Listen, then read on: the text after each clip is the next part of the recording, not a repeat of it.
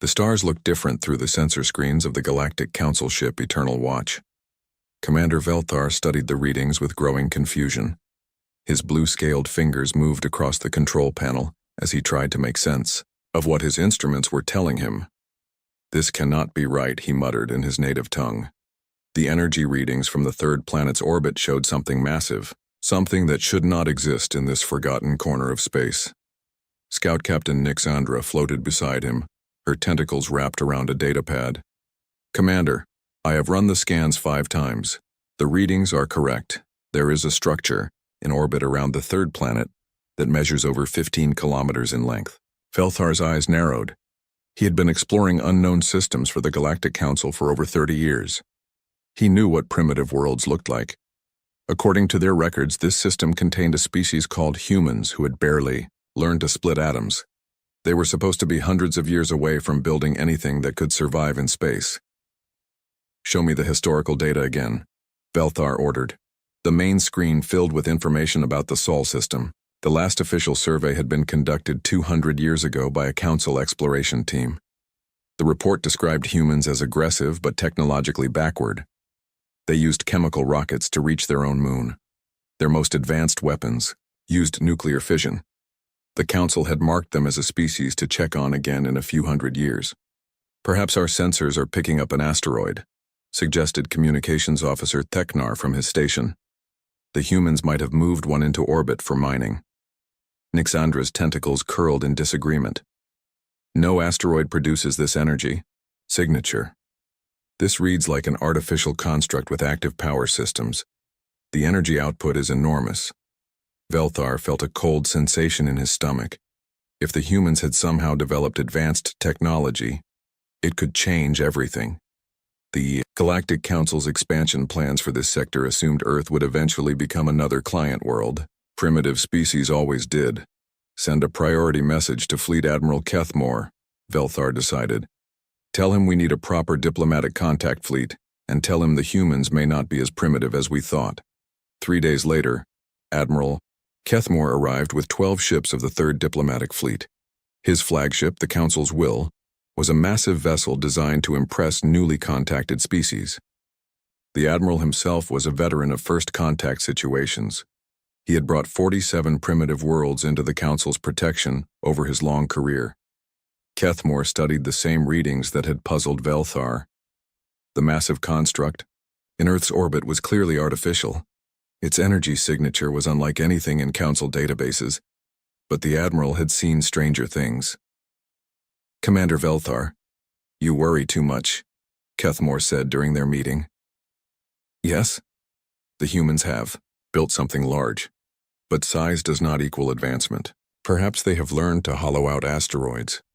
Perhaps they have built a crude space station. We will approach, make contact, and bring them into the Council as planned." Velthar wanted to argue, but Admiral Kethmore had already made his decision. The fleet would approach Earth using standard first contact procedures. They would make peaceful contact, demonstrate Council technology, and invite the humans to join galactic civilization under Council guidance. It had worked thousands of times before. The 12 Council ships moved toward Earth in formation. Their hulls gleamed with advanced metals. Their weapons were powered down but ready. Their shields hummed with energy that could stop asteroid impacts. To any primitive species, they would look like the ships of gods. As they approached, the massive construct became clearer on their sensors.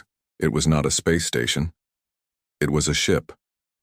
The largest ship any of them had ever seen. Its hull was dark gray metal that seemed to absorb sensor beams. Strange projections and structures covered its surface.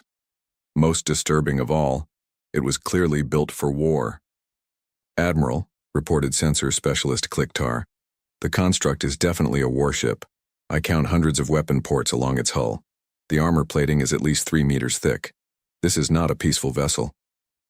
Admiral Kethmore frowned.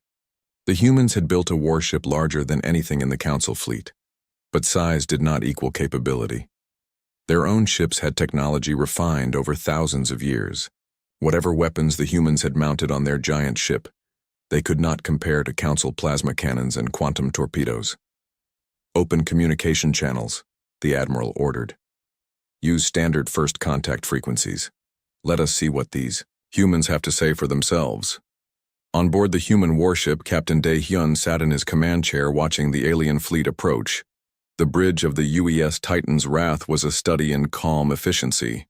His crew moved with practiced precision, monitoring dozens of different systems. 12 ships in standard diplomatic formation, reported Tactical Officer Jin Woo. Their weapons are powered down, but their shields are active. Classic first contact approach. Dae-hyun nodded. Humanity had been preparing for this moment for 50 years.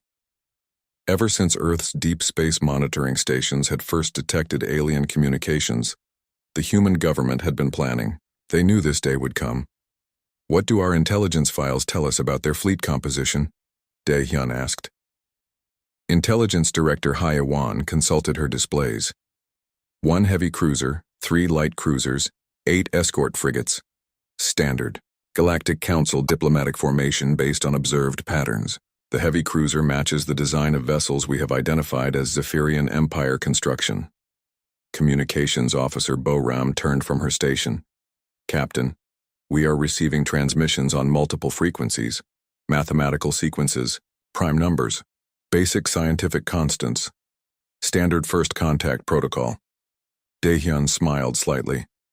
The aliens were following exactly the procedures humanity had observed them using with other newly contacted species. They expected to find primitive humans who might barely understand their signals. Bo-ram, respond using quantum communications. Use perfect galactic standard language. Tell them they have entered Terran defensive space, and ask them to state their intentions. Bo-ram's fingers moved across her controls. The message was transmitted instantly across space using quantum entanglement technology.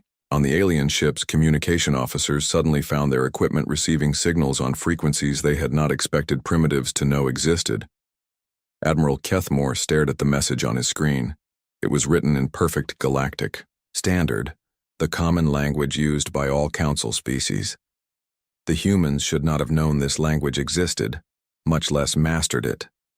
The message was also transmitted using quantum communication technology that most council worlds had only recently adopted. How do they know our language? Whispered Communications Officer Teknar. The Admiral had no answer. In all his years of first contact, primitive species had never been able to communicate so clearly and immediately. They usually required weeks of mathematical exchanges before basic concepts could be shared. Send a reply, Kethmore decided. Tell them we are representatives of the Galactic Council. We come in peace to welcome Earth into the galactic community. Request permission to send a diplomatic party to meet with their planetary leadership. The response came back within minutes. The human captain politely declined to allow landing parties. He stated that he had full authority to speak for humanity in matters of first contact. He suggested that all negotiations take place in space, for everyone's safety. The phrase bothered Admiral Kethmore. For everyone's safety. It sounded almost like a threat, but surely these humans, no matter how large their ship, could not threaten a council fleet. On the Titan's Wrath, Captain Dae-hyun was receiving constant updates from his officers. Chief Science Officer Min-ji had been scanning the alien vessels, with sensors far more advanced than anything the council possessed. Their technology is about what we expected, Min-ji reported. Fusion reactors for power, plasma weapons, kinetic barriers for defense. Roughly equivalent to our technology from 30 years ago. Engineering Chief Soo-jin nodded from her station. Their ships show signs of modular construction, probably. Built in orbital shipyards with limited manufacturing capability. Our intelligence estimates were correct. Dae-hyun studied the tactical display showing the alien fleet. Each ship was highlighted with detailed information about its capabilities.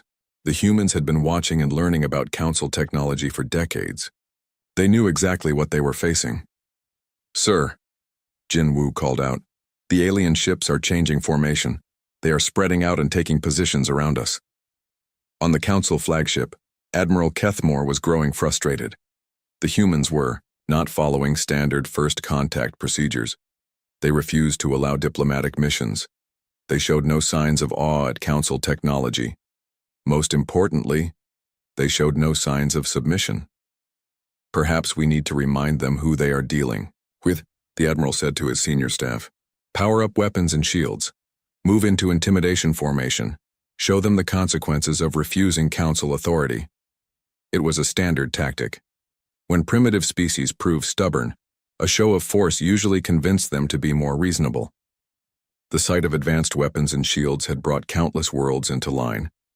The rescue operation took 6 hours. During that time, Admiral Kethmore watched in growing amazement as the human ship provided assistance that his own vessels could not match. Their sensors could locate individual escape pods from impossible distances. Their medical scans could determine the health of survivors through the pod walls. Most disturbing of all, they seemed to know exactly how Council life support systems worked.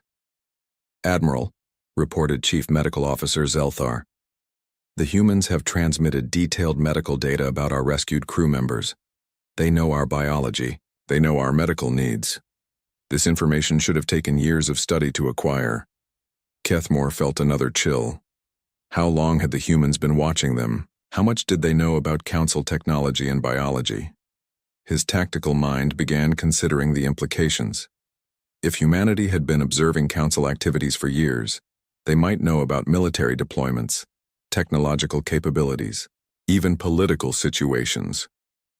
On the bridge of the Titan's Wrath, Captain Dae-hyun was conducting his own analysis.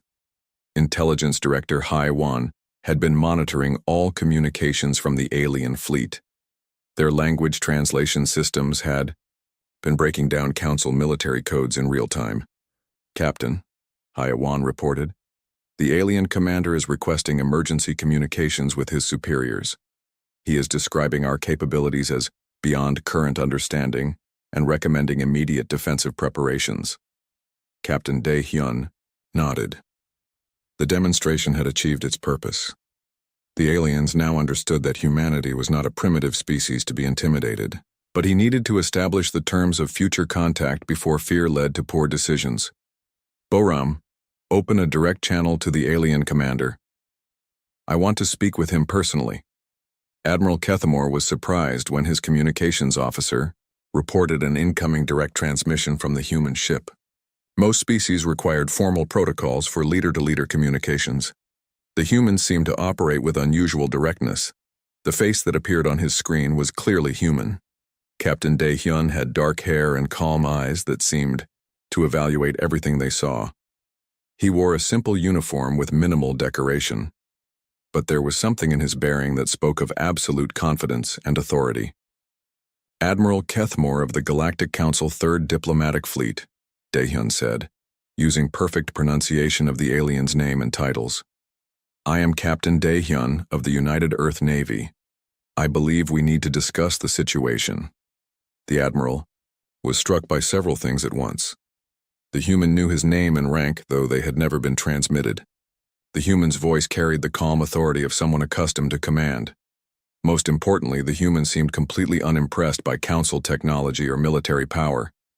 Captain Dae-hyun, Kethmore replied carefully, I must admit that our initial assessment of human capabilities was incorrect. Your vessel and technology are far more advanced than our records indicated. Dae-hyun smiled slightly. Admiral, your records were based on information that is 50 years out of date. Humanity has made significant advances since your last visit to this system. The statement hit Kethmore like a shock. The humans knew about previous Council surveys. They knew they had been observed and evaluated. Yet they had somehow managed to develop advanced technology without any Council species detecting it. Captain, I must ask directly, how long has humanity been aware of the Galactic Council's existence? We first detected Council communications approximately 53 years ago, Dae-hyun replied matter-of-factly. Since then we have been studying your technology, your languages, and your political structures. We wanted to be prepared when formal contact eventually occurred. The admission sent waves of shock through the Council bridge crew. The humans had been studying them for over 50 years. They had learned Council languages, analyzed Council technology, and prepared for this moment while remaining completely hidden. This is unprecedented, whispered Tactical Officer Nevron. No species has ever achieved such intelligence-gathering capabilities before formal contact. Admiral Kethmore was beginning to understand the scope of what he was facing. Humans had not simply developed advanced weapons. They had developed an entire intelligence network capable of studying the Council without being detected. They knew Council capabilities, while the Council knew almost nothing about them. "Captain Dae-hyun," the Admiral said, "I believe this situation requires discussions at the highest levels of both our governments. Would you be willing to participate in formal diplomatic negotiations?" "Of course," Dae-hyun replied. "However, I should clarify something about human government structure. Unlike Council species, humanity does not have a single planetary leadership. We have multiple nation-states with different governments. But in matters of first contact and external defense, I have been granted full authority to speak for all human governments." This was another surprise. Most species the Council encountered had single-world governments by the time they developed spaceflight. The idea of multiple governments on one world was unusual. The idea that they could coordinate effectively enough to grant one person authority over all of them was even more unusual. "What authority do you represent?" Kethmore asked. "I am an officer of the United Earth Navy, which handles all human military operations beyond our solar system. I also hold diplomatic credentials from the Terran Defense Council, which coordinates all human governments in matters of external contact. For the purposes of these negotiations, I can speak for all of humanity." The Admiral was impressed despite himself. The humans had created government structures specifically designed to handle contact with alien species. They had prepared for this moment in ways that went far beyond just building advanced weapons. Chief Science Officer Min-ji approached Captain Dae-hyun's chair on the bridge of the Titan's Wrath. She carried a data pad with detailed analysis of the alien fleet. "Captain," she said quietly, "we have completed our full sensor sweep of their vessels. Their technology is primitive compared to our current capabilities, but it is not primitive compared to early Council records. They have been advancing, just much more slowly than we have."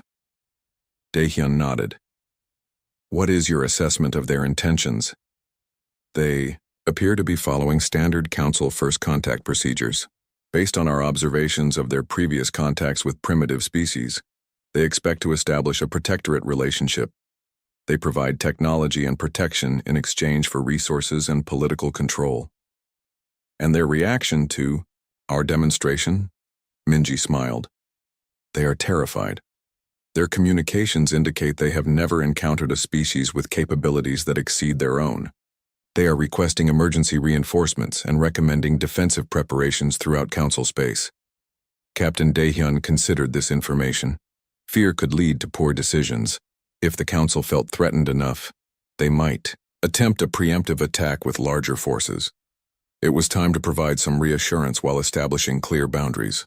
"Admiral Kethmore," Dae-hyun said, continuing their conversation, "I want to assure you that humanity has no hostile intentions toward the Galactic Council.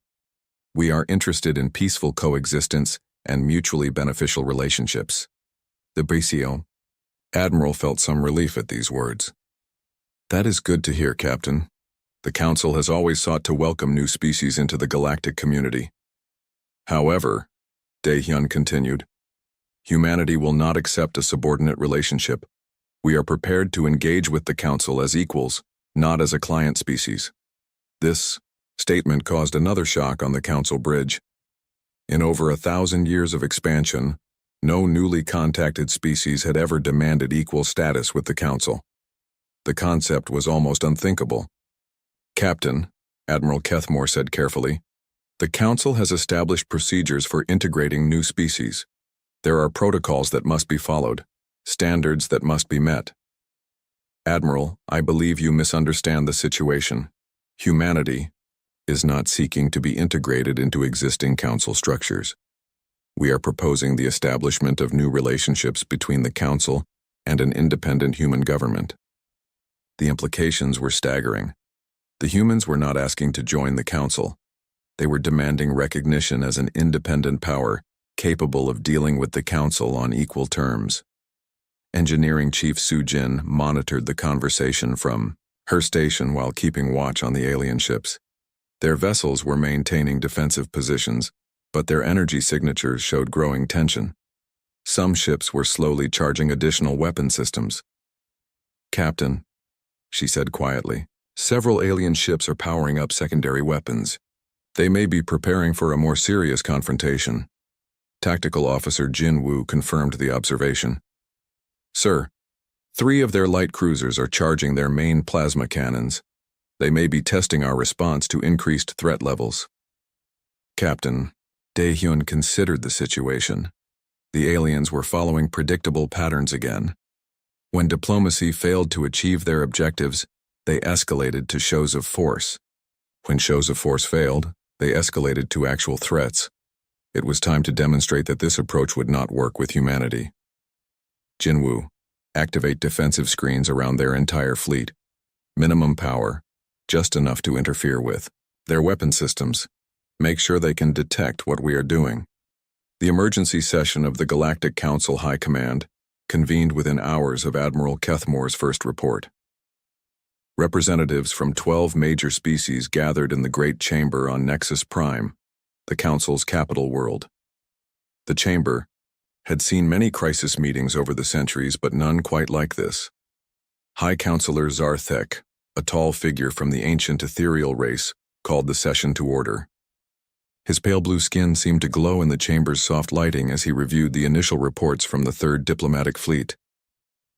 "Members of the High Council," Zarthek began, "we face an unprecedented situation. A species we classified as primitive has demonstrated military capabilities that exceed our own. Admiral Kethmore's reports describe weapons and technology that our science divisions cannot explain." Military advisor Korthvik, a heavily built warrior from the Krogan territories, slammed his fist on the table. "This is impossible. No species develops such capabilities without being observed. Our monitoring networks cover this entire sector of space."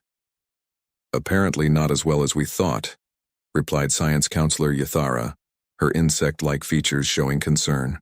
"The humans have been studying us for over 50 years while remaining completely hidden. This suggests intelligence and planning capabilities we have never encountered." Admiral Kethmore appeared on the main communication screen, transmitting from his flagship near Earth. His normally confident demeanor was replaced by obvious tension. The veteran officer had seen his fair share of battles, but nothing had prepared him for this encounter. "High Counselor," Kethmore reported, "I must emphasize that the human vessel destroyed one of our frigates with a single shot from an undetectable weapon. Our sensors recorded no energy discharge, no projectile, no conventional weapon signature of any kind. The ship simply ceased to exist." Strategic Planning Officer Tai Jin reviewed the technical data flowing in from the fleet. His species, the Cerebral Collective, were known for their analytical abilities. What he saw in the data disturbed him greatly. "The humans appear to possess technology based on quantum manipulation," Taejin reported. "Their weapons operate outside conventional physics as we understand them. Their sensors can penetrate our stealth systems and defensive screens as if they were transparent. Most concerning, they demonstrated the ability to project disruptive fields that neutralized our weapons from a distance." Economic Counselor Velnara, representing the Trade Federation, raised a different concern.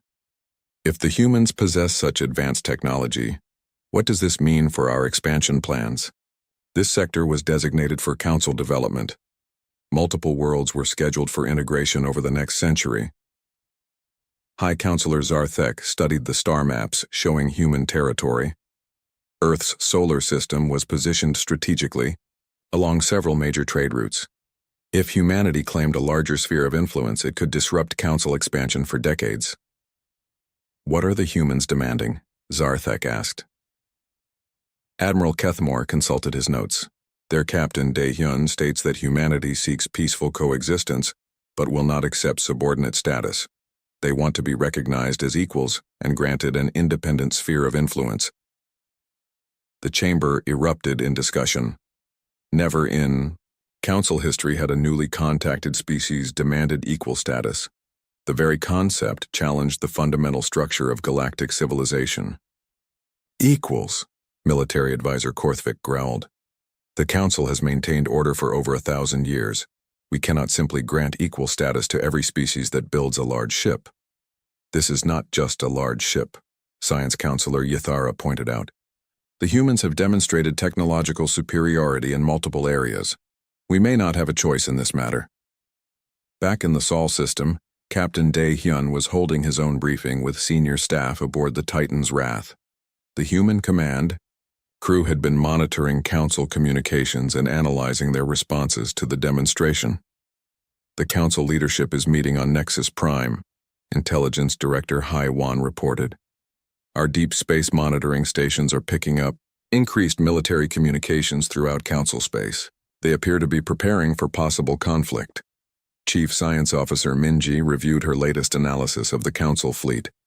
Captain, I have been studying their vessel configurations.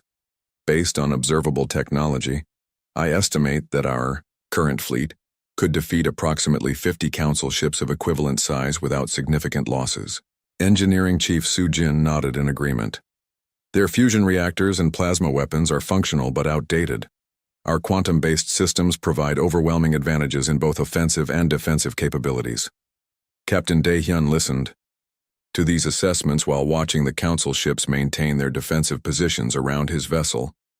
He understood their fear. Humanity had spent 50 years developing technology specifically designed to counter Council capabilities. The result was a level of superiority that made conventional warfare impossible. Sir, Communications Officer Boram announced, we are receiving a transmission from Admiral Kethmore. He states that Council leadership requires a more detailed demonstration of human capabilities before formal negotiations can begin. Dae-hyun frowned. The Council was asking for additional proof of human strength.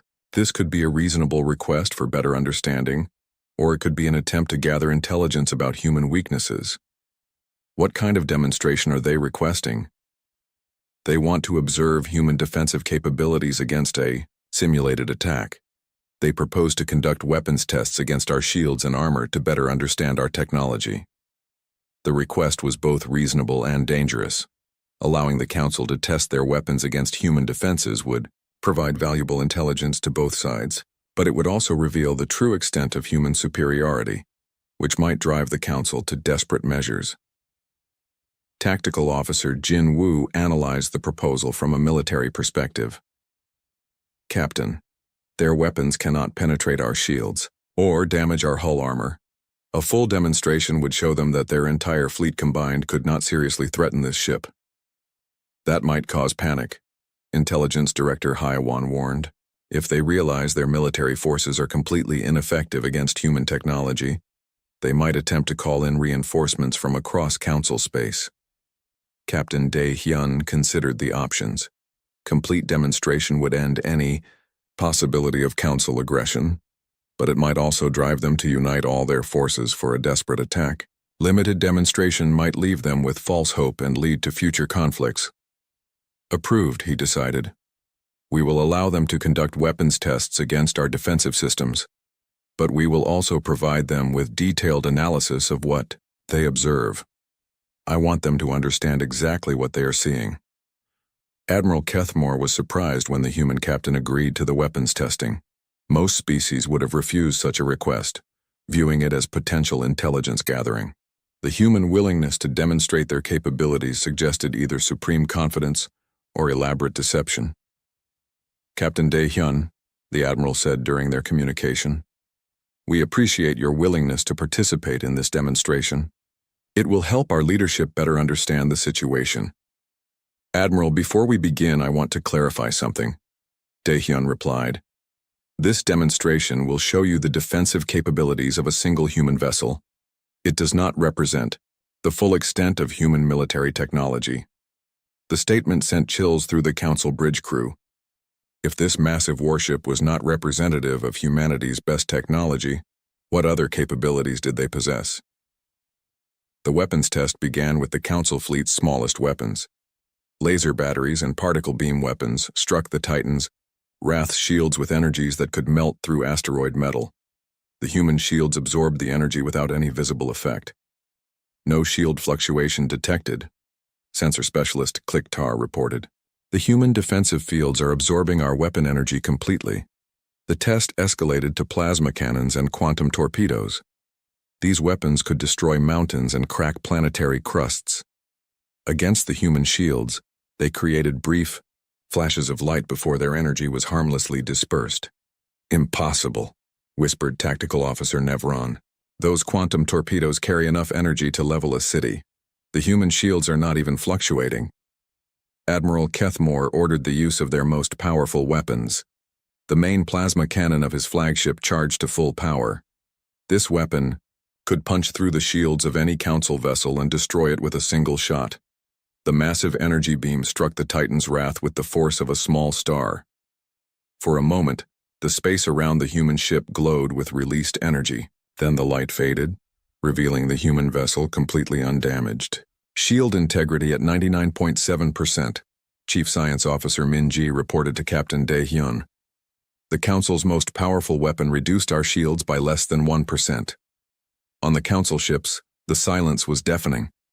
Their most advanced weapons, developed over centuries of warfare, had failed to cause meaningful damage to human defenses. The technological gap was not just significant, it was overwhelming. "Admiral," Communications Officer Theknar said quietly, "the humans are transmitting detailed analysis of our weapons testing.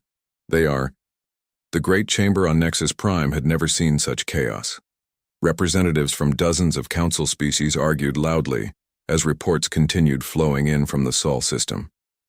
The humans had not just demonstrated superior technology, they had revealed capabilities that challenged everything the Council thought they knew about galactic civilization. High Counselor Zarthek called for order repeatedly, but the chamber remained in uproar. Fear was driving rational beings to make irrational statements. Some demanded immediate mobilization of all Council fleets. Others suggested complete withdrawal from human space. A few extremist voices even proposed desperate measures that Zarthek refused to consider. "Silence." The High Counselor's voice boomed through the chamber's amplification systems. Slowly, the arguing subsided. "We will address this crisis with reason and careful planning, not panic." Military Advisor Korthvik stood to address the assembly. His massive frame dominated the speaker's platform as he displayed tactical analyses on the chamber's main screens. "Fellow counselors, we must face reality. The humans possess technology that makes our military forces obsolete. A single human vessel defeated our weapons testing without effort. Their fleet of 18 similar ships could theoretically challenge our entire military." Science Counselor Yathara's insect-like features showed deep concern as she added her analysis. "The human technology appears to be based on quantum field manipulation that we do not understand. Our science divisions estimate it would take us 50 to 100 years to develop similar capabilities, assuming we could duplicate their research." Economic Counselor Velnara presented data about the broader implications. "The humans control strategic positions along 3 major trade routes. If they expand their sphere of influence as Captain Dae-hyun suggested, they could disrupt commerce throughout this sector of space." Strategic Planning Officer Taijin had been analyzing human intelligence capabilities. His report was perhaps the most disturbing of all. "The humans have been observing us for over 50 years without being detected. They know our languages, our technology, our military capabilities, and our political structures.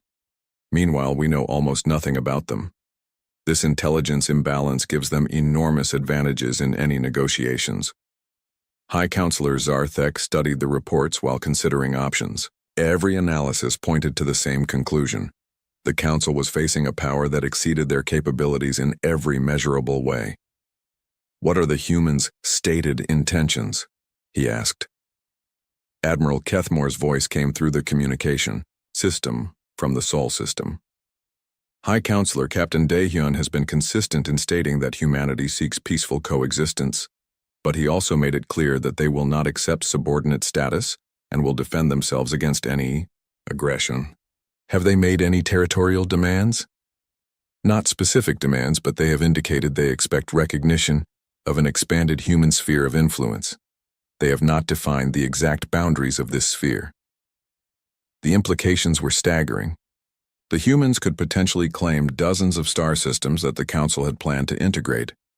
Worse, the Council had no way to prevent such claims if humanity decided to enforce them.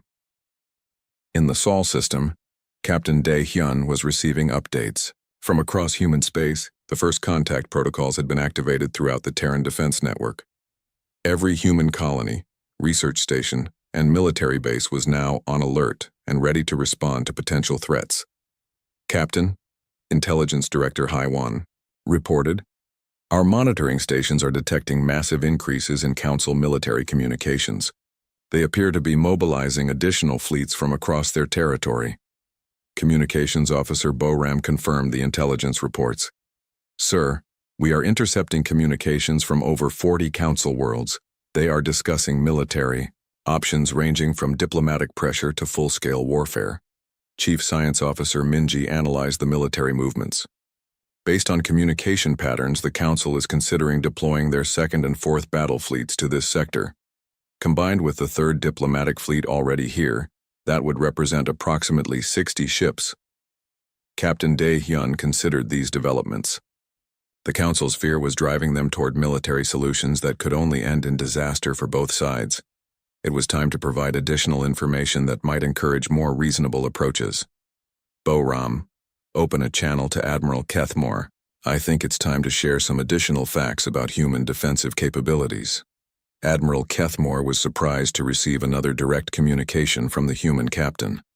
The Council leadership had been debating response strategies for hours without reaching any conclusions. Perhaps the humans had decided to make additional demands.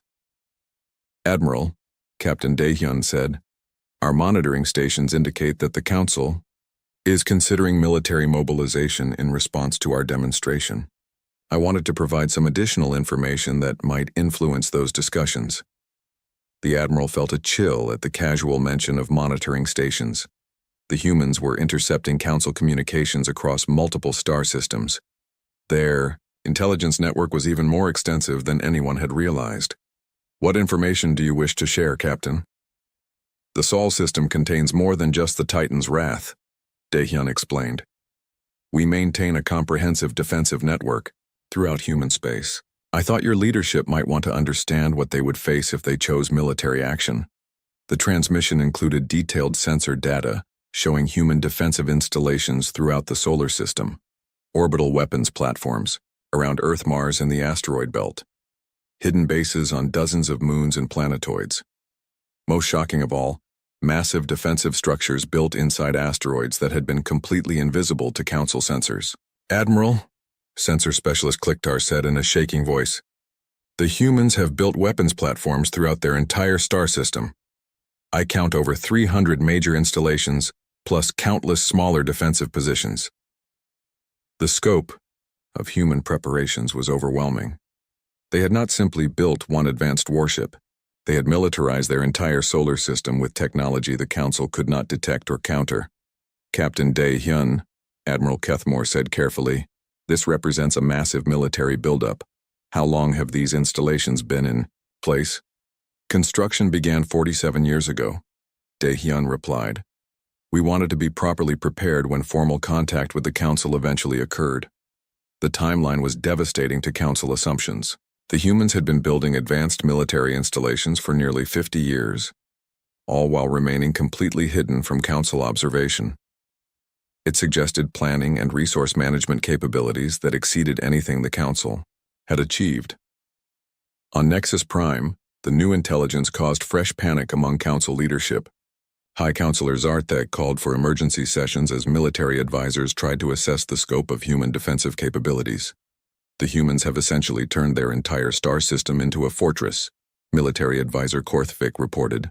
"Our analysts estimate that a successful assault would require the majority of our military forces, and casualties would be catastrophic."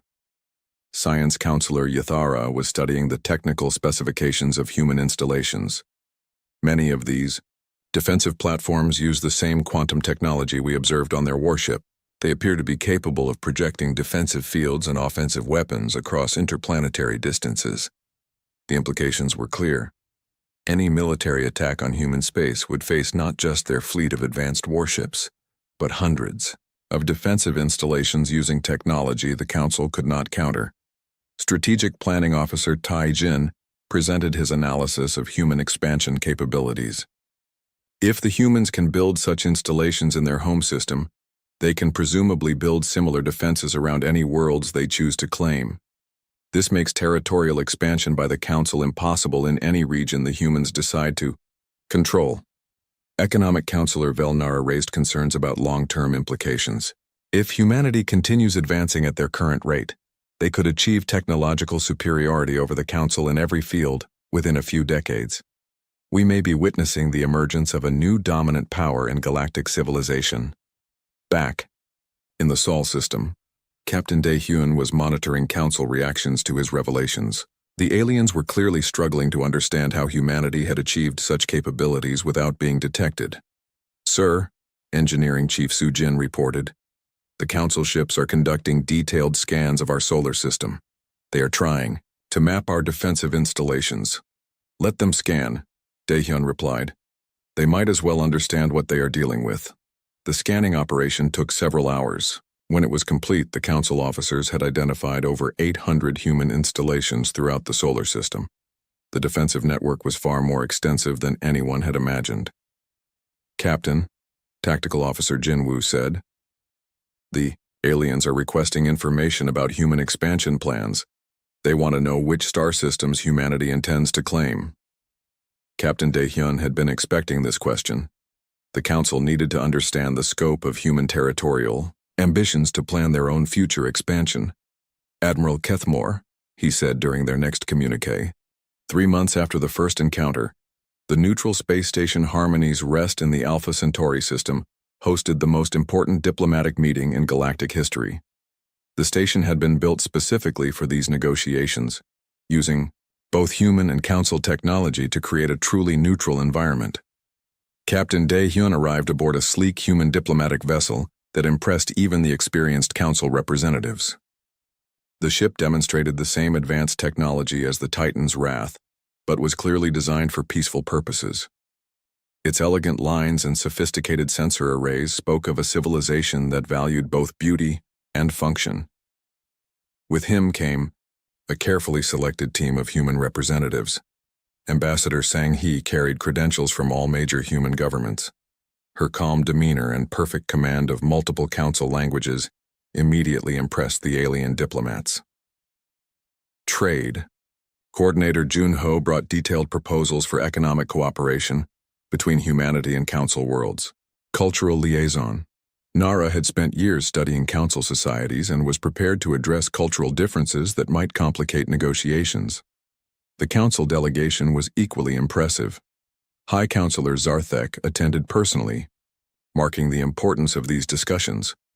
Military Advisor Korthvik represented Council defense interests.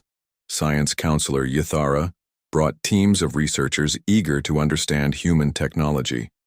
Economic Counselor Velnara came with trade proposals that could reshape galactic commerce. Admiral Kethmore served as the primary liaison between the delegations. His experiences during First Contact had given him unique insights into human capabilities and intentions. The Admiral had spent the past 3 months studying everything humanity had revealed about themselves, and he had developed a grudging respect for their strategic planning. The first formal session took place in the station's main conference chamber. The room was designed to accommodate the different environmental needs of multiple species. Atmospheric controls maintained comfortable conditions for both humans and the various Council races. "Welcome to this historic gathering," High Counselor Zarthek began. "We are here to establish the framework for peaceful coexistence between humanity and the Galactic Council." Ambassador Sang-hee responded with equal formality. "Humanity is honored to participate in these discussions. We come with peaceful intentions and hopes for mutually beneficial relationships." The opening pleasantries established the tone for negotiations that would reshape galactic politics. But beneath the diplomatic courtesy, both sides were carefully evaluating their opponents and planning strategies. Captain Daehyun observed the proceedings while staying alert for potential problems. Intelligence Director Hai Wan had briefed him on each Council representative, their political positions, and their likely negotiating strategies. The humans were as prepared for diplomacy as they had been for military contact. Perhaps we should begin with territorial questions, High Counselor Zarthek suggested.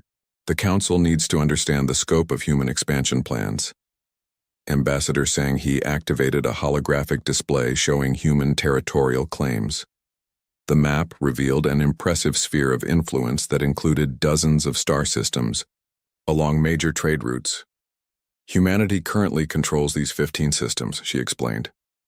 We have established permanent colonies on 23 worlds and research facilities in 41 additional systems. We are prepared to recognize Council authority in all other regions of space. The offer was more generous than the Council had expected.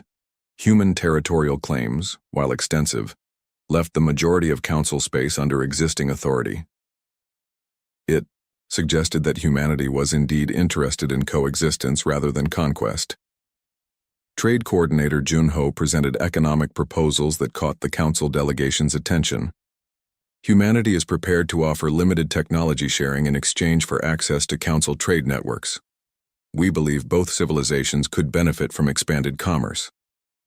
The mention of technology sharing caused excitement among the Council representatives.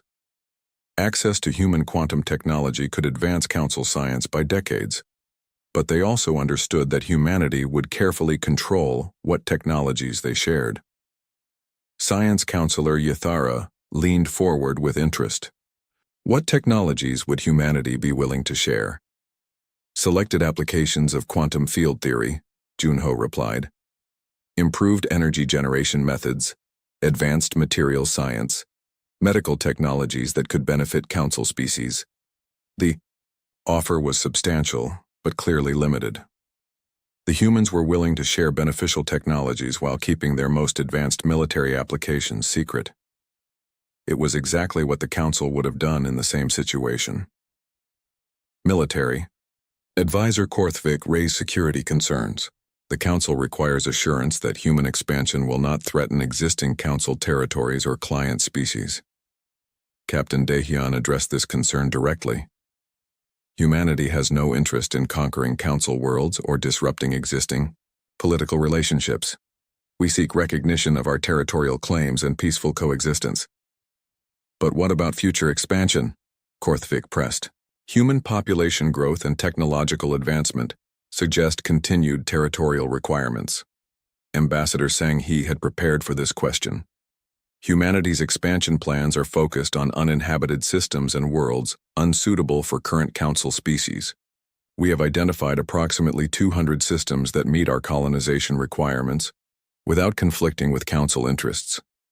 The answer revealed sophisticated planning that took Council needs into account. The humans had clearly spent years analyzing galactic political structures and identifying opportunities for expansion that would not create conflicts. Cultural Liaison Nara presented proposals for cultural exchange programs. Humanity believes that understanding between our civilizations will prevent misunderstandings that could lead to conflicts. We propose student exchange programs, joint research projects, and cultural festivals. The cultural proposals were well received by Council representatives who recognized the value of building personal relationships between their species. Understanding human motivations and thinking patterns would help the Council adapt to the new galactic balance. High Counselor Zarthek raised the most fundamental question. The Council has maintained galactic order for over 1,000 years. How does humanity see their role in existing galactic governance structures? The question went to the heart of the political changes that human emergence had created. The Council had always been the dominant power in galactic politics. Now they faced a civilization that was clearly their equal or superior. Ambassador Sang He addressed the question carefully. Humanity respects the Council's achievements in maintaining galactic peace and prosperity.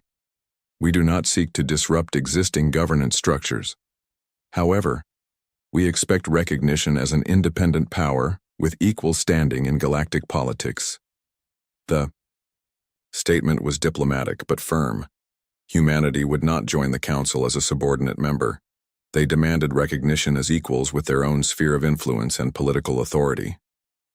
Would humanity be willing to participate in joint security operations? Military Advisor Korthvik asked. The galaxy faces external threats that require coordinated responses. Captain Dae-hyun exchanged glances with Ambassador Sang-hee before responding. Humanity is prepared to participate in mutual defense agreements against external threats. We believe cooperation between our military forces could benefit both civilizations. The offer of military cooperation was significant.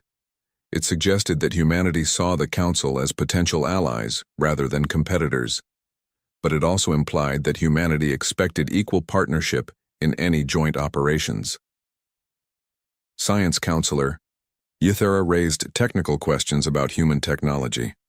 The quantum field applications we have observed appear to operate outside conventional physics. Would humanity be willing to share theoretical frameworks? Selected theoretical knowledge could be included in technology sharing agreements, Jun-ho replied. However, some applications must remain restricted for security reasons.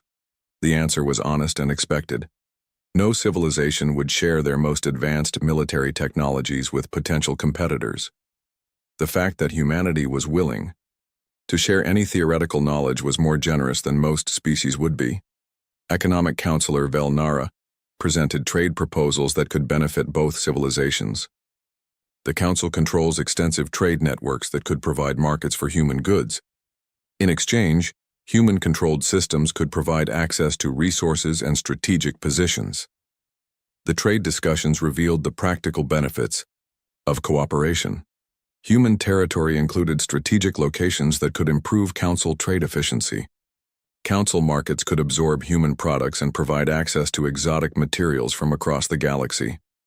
As negotiations continued over several days, patterns emerged that defined the new relationship. Humanity would be recognized as an equal power with extensive territorial rights. The Council would maintain authority over existing territories while gaining access to human technology and strategic cooperation. The breakthrough came when Captain Dae-hyun made an unexpected revelation. Admiral Kethmore asked earlier about the scope of human military capabilities. I mentioned that the Titan's Wrath is scheduled for decommissioning.